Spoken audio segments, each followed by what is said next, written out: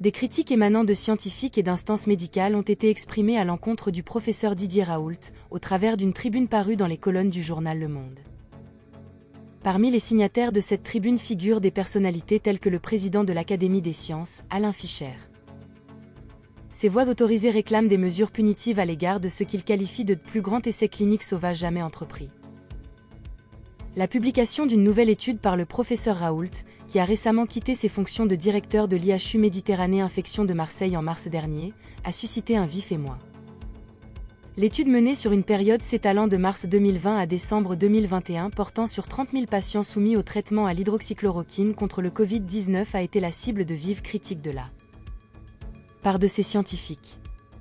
Leur première réserve à l'encontre de Didier Raoult concerne la réalisation de cette étude dépourvue d'une assise pharmacologique robuste et effectuée en l'absence de toute démonstration d'efficacité.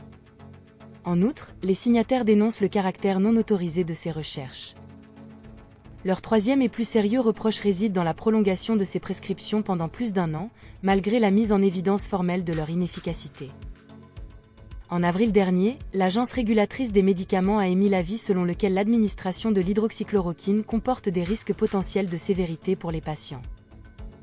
Les signataires de la tribune attirent l'attention des autorités compétentes et les incitent à prendre des mesures face aux irrégularités constatées. Ils soulignent que la sécurité des patients ainsi que la crédibilité de la recherche médicale française sont en jeu.